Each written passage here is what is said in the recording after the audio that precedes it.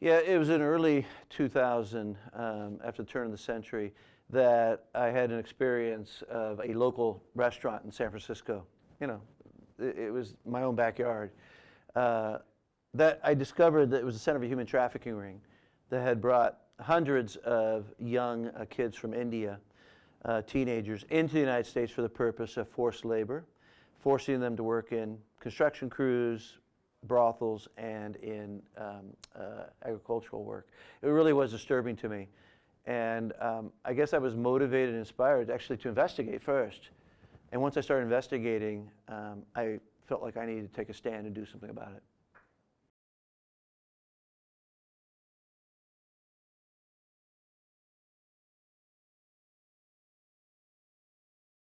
Yeah, I personally am very motivated by my faith in following Jesus.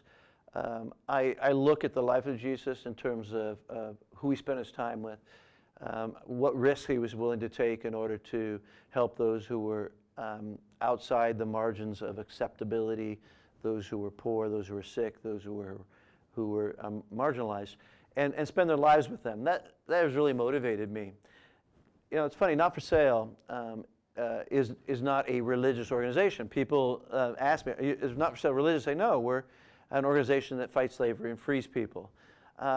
For me, that is kind of a double-edged answer, because really the motivation I have and many of the people at Not for Sale, we're motivated by our own faith, but it's not required to have a religious faith to believe in that and to work for that. So we have corporations, we have universities, secular universities, and we have governments who partner with us because we have a common cause.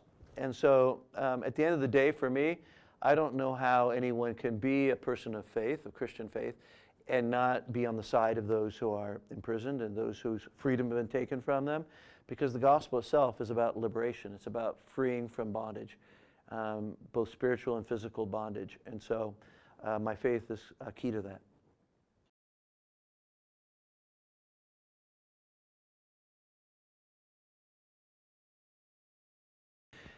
I'd say there's a double factor, and that is poverty and gender. So poor women. If you are a poor woman in the world today, you will be exploited.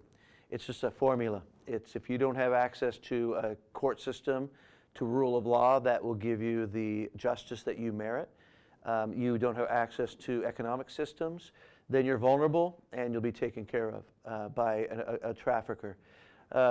I guess a child is also vulnerable. There are also those who aren't economically or socially stable without some degree of structure, of justice around them.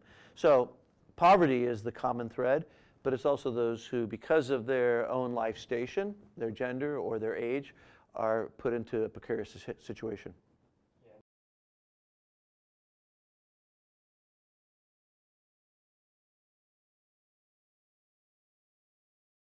You know, the highest incidents of trafficking in the world today are in India, in China, in Eastern Europe. Those are the highest areas of demand or supply, I should say, of trafficked people, enslaved people. And that's where the rule of law doesn't protect them, and there almost is a cultural acceptance or cultural inclination that if someone is of a certain class or a certain race or a certain gender, that they don't deserve anything better than a life of slavery.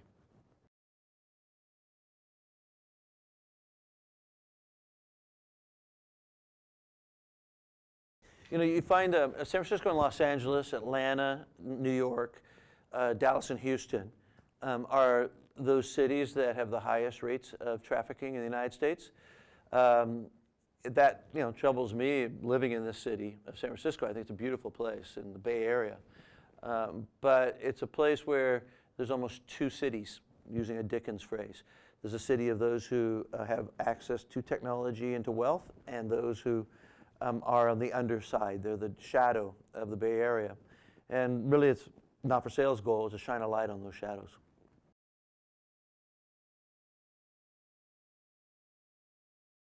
Two factors that really feed into trafficking, as you say, the instability of war, as well as the uncertain immigration status Cambodians living in Vietnam, say a Hispanic worker living in California, when you have that kind of uncertainty of immigration status, and to your point or to your question, wars often lead to that kind of instability in migration. So right now in our center in Romania, where we have 2 shelters, we see a lot of young people being trafficked from Syria, from Afghanistan, from Iran, and again, it's another evil fruit that comes from war.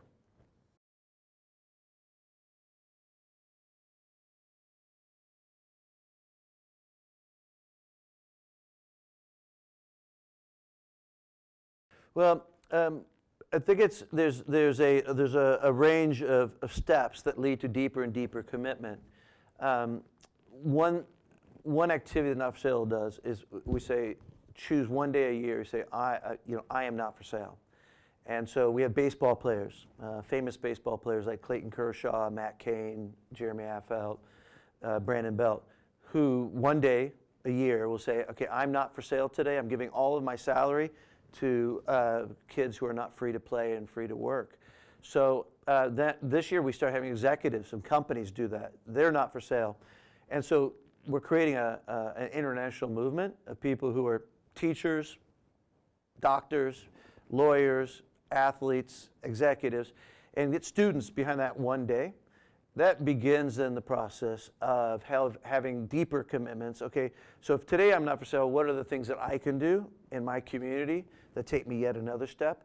And so we're getting that kind of movement in the United States going. And I think that for Bellarmine students or high school students around the country, they don't have the resources that a baseball player or an executive has, but they have the energy and the drive towards communicating this to their peers and to the world that they have an influence in through their social media or through their school activities. So getting behind a movement is really key, and then when you have more resources, there's more you can do, perhaps, but using the power you have today.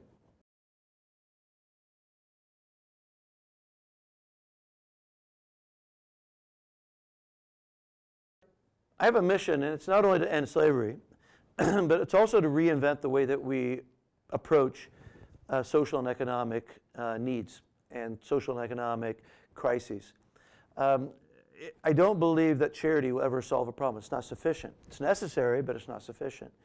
So we have been creating new tools, new mechanisms that use private equity, investment, retail marketing that, again, tells the story, creates awareness through the selling of the product, the marketing of the product, but also in the way that the product is produced, we create jobs. In the way that profits are distributed, we create revenue back to causes. So it's a new sustainable way of doing cause work to build a social movement and a social cause, is by using the best of capital markets, of entrepreneurial thinking and business to reinvent how we actually make a difference.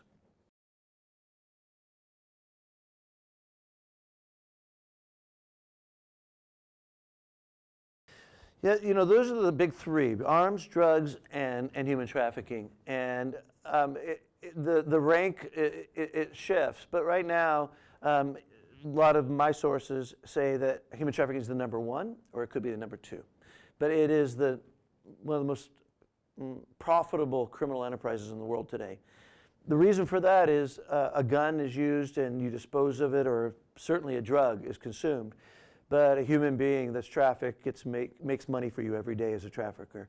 So I was looking in Washington, D.C., for instance, at traffickers who use young girls brought in from Africa and Latin America. One single girl will generate $250,000 of revenue for them in a single year. And they're not paying taxes, obviously. So tax-free, $250,000, one girl operating on the streets under their control.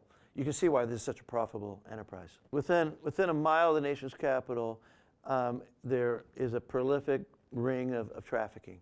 And so within a ring of my University of San Francisco and within Bellarmine High School in San Jose, we're talking about it's in our backyard. So this is not something far away over in Africa. It's something that we need to take responsibility and in our own communities.